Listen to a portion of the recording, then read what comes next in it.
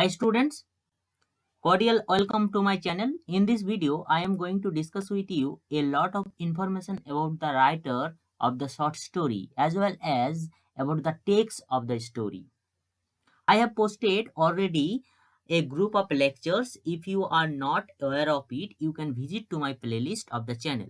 Before the beginning of my lecture, I would like to recommend you to subscribe the channel to get more videos on English subject class 10. So without delay, let's start the class.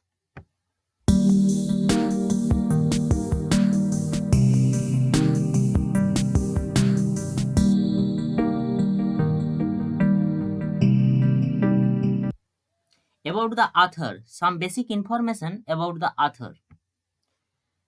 She was a Canadian writer. Who is she? Full name Lucy Maud Montgomery. Lucy Maud Montgomery. She was an Canadian writer. Born in 1874, Prince Edward Island, Canada. কানাডার Prince Edward আইল্যান্ডে 1874 খ্রিস্টাব্দে জন্মগ্রহণ করেন। Died in 1942, Toronto, Canada. কানাডার Toronto বলে জায়গাটিতে 1942 খ্রিস্টাব্দে তার মৃত্যু হয়েছিল। She was famous for a series of novels named Anne of Green Gables. সে একটা নোভেল সিরিজের জন্য বিখ্যাত ছিল। সেই নোভেল সিরিজটার নাম ছিল Anne of Green Gables. Anne of Green Gables, the novel deals with a adventurous story of an orphan girl of 11 years named Anne Shirley. Anne of Green Gables বলে যে নোভেল সিরিজটা ছিল, সেই নোভেল সিরিজের প্রধান বিষয়বস্তু হচ্ছে একটা 11 বছরের অনাথ মেয়েকে নিয়ে, তার অ্যাডভেঞ্চারাস স্টোরি নিয়ে, তার অ্যাডভেঞ্চারাস জার্নি নিয়ে। তার নাম ছিল an শিরলে। She created a fictional town of Avonlea on Prince Edward Island. Prince Edward আইল্যান্ডে একটা ফিকশনাল টাউন তৈরি করেছিল। সেই টাউনটার নাম হচ্ছে town of অ্যাভনলিয়া। She published 20 novels, 530 short stories, 500 poems and 30 essays. সে 20টা নোভেলস এবং 530টা শর্ট স্টোরি এবং 500-এরও অধিক পোয়েম অ্যান্ড 30টা এসেজ লিখেছিল। Her mother Clara died on tuberculosis when she was 21 months old. যখন সে 21 বছর বয়সী ছিল, তার মা ক্লারা মারা গিয়েছিল টিউবারকুলোসিসে। She was very lonely in her childhood or early life. সে তার বাল্যকালে অনেক লোনলি ছিল, একাকী ফিল করত। For this reason, এই কারণে she thought the value of a family is much important. এই কারণে তার জীবনে সে ভেবেছিল যে একটা ফ্যামিলির গুরুত্ব অপরিসীম হতে পারে।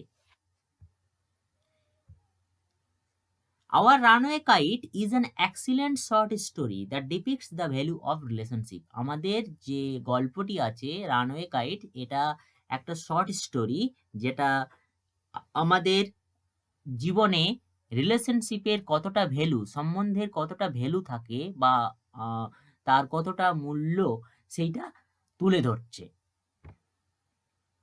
The story is about a brother and a sister who lived in an island Big Half Moon. এই স্টোরিটা একটা ভাই এবং একটা বোনকে নিয়ে, যারা একটা ছোট্ট আইল্যান্ডে থাকতো। সেই আইল্যান্ডটার নাম হচ্ছে বিগ হাফ মুন, যেটা কানাডায় অবস্থিত। It was the kite that united the family again. ওই গল্পটাতে আমরা দেখব একটা ফ্যামিলি গল্পের শুরুতে সেটা টুকরো টুকরো হয়ে আছে, দুভাগে ভাগ হয়ে আছে, কিন্তু গল্পের লাস্টে সেটা আবার পুনরায় মিলিত হচ্ছে কিসের মাধ্যমে? এই কাইটটার মাধ্যমে।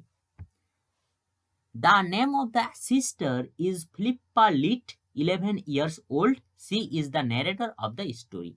আমরা গল্পে যে মহিলা চরিত্রটি পাবো বা সিস্টারের চরিত্রটি পাবো, তার নাম হচ্ছে ফিলিপ্পা লিট। সে 11 years old, সে 11 বছরের বয়সী একটা মেয়ে এবং সেই আমাদের এই গল্পের কথক, narrator. The name of the brother is Claude Lit. এই গল্পের যিনি ব্রাদার মানে ফিলিপ্পা লিটের ভাই, তার নাম হচ্ছে ক্লাউড লিট। সে 12 ইয়ার্স ওল্ড, সে 12 বছর বয়সী। There are 3 reference of season in the story. এই গল্পে আমরা 3টি কালের উল্লেখ পাই। These are winter, spring and summer. সেগুলো winter, spring and summer. Our runaway kites has been written on 1903। আমাদের গল্পটি রানওয়ে কাইটস, এখানে কাইটস হবে না, কাইট হবে, সরি ভুল হয়ে গেছে। তো কাইট এটা লেখা হয়েছিল 1903 খ্রিস্টাব্দে। The theme of the story, আমাদের গল্পটা যদি ভালোভাবে বুঝতে হয়, এর ক্রিটিক্যাল অ্যানালাইসিস যদি করতে হয়, আমরা যদি ডিপলি থিঙ্কিং করি গল্পটা সম্বন্ধে, তাহলে আমাদের থিমগুলো অবশ্যই জানা দরকার। এই গল্পটি প্রধানত দুটো থিম আছে, একটা হচ্ছে রিলেশনশিপ অ্যান্ড টুগেদারনেস। রিলেশনশিপ এবং টুগেদার জিনিসটা কি এবং গল্পটিতে কিভাবে আছে, আমি যখন গল্পটা পড়াবো তখন সেটাকে বোঝাবো যে রিলেশনশিপটি কোন কোন জায়গায় আছে। এখন জেনে নেওয়া যাক রিলেশনশিপ জিনিসটা কি। The value of relationship is prominent matter of discussion in the story. এই গল্পতে সবচেয়ে মূল্যবান জিনিস হচ্ছে রিলেশনশিপ। সেই রিলেশনশিপটা কেমন? কারোর সাথে কারো একটা রিলেশনশিপ, সেটা ভাই বা দাদা হতে পারে, সেটা বাবা কিংবা মেয়ে হতে পারে, কিংবা বাবা কিংবা ছেলে হতে পারে, যে কোনো ধরনের রিলেশনের কথা বলা হচ্ছে। This short story showed A family reunion through a series of incidents. অনেক ঘটনার মাধ্যমে একটা ফ্যামিলি কিভাবে আবার মিলিত হচ্ছে সেইটাকে এই গল্পের মধ্যে তুলে ধরেছে। আইসোলেশন অ্যান্ড সেপারেশন, দ্বিতীয় নম্বর থিমটা হচ্ছে গল্পে যে আইসোলেশন অ্যান্ড সেপারেশন। আইসোলেশন মানে একাকী, সেপারেশন মানে পৃথক। The situation of A separated man is presented very clearly in the story. এই গল্পে একটা একাকী মানুষের জীবনযাত্রা কেমন হতে পারে, সে কীরকমভাবে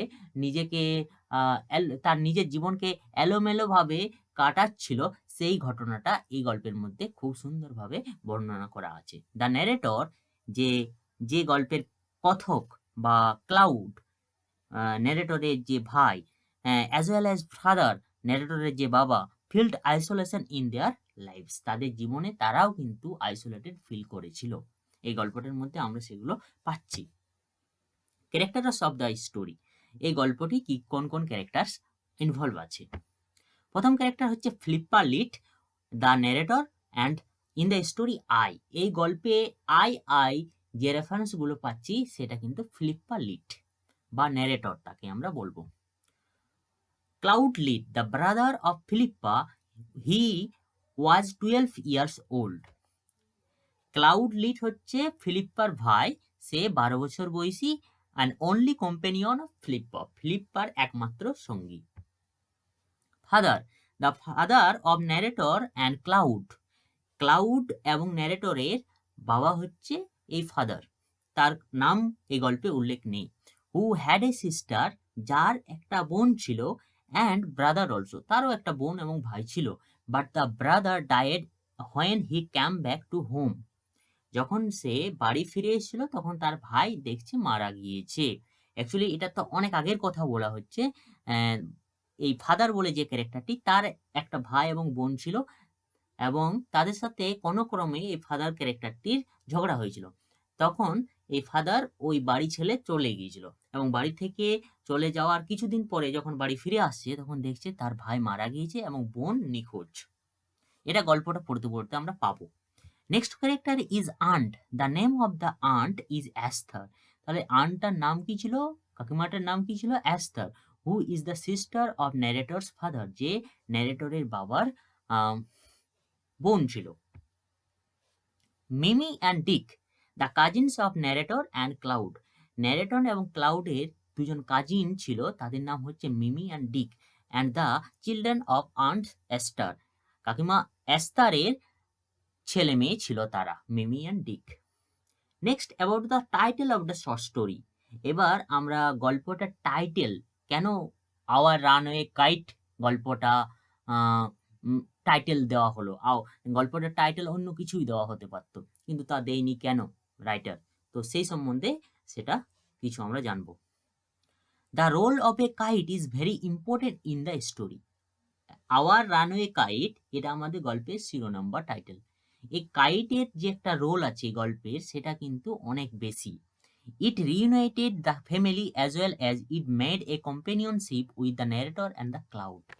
এই যে কাইট, এই কাইটটা গল্পের যে একটি পরিবার আছে সেই পরিবারটা প্রথমে ভেঙে গিয়েছিল, সেই ভাঙা পরিবারটাকে মিলিত হতে সাহায্য করছে এবং এর সাথে সে এই কাইটটি সব সময় সঙ্গী হিসাবে থাকতো কার, ন্যারেটর এবং ক্লাউডের। ন্যারেটর এবং ক্লাউডের ওই দ্বীপে কোনো সঙ্গী সাথী ছিল না, তাই একমাত্র সঙ্গী ছিল এই kite. The narrator used the word runaway to refer a separated life of a father and his children. এই ন্যারেটর, এই রাইটার এই রানওয়ে বলতে বুঝিয়েছে একটা একাকী জীবনযাত্রা, কার, বাবা এবং তার ছেলে মেয়ের মধ্যে।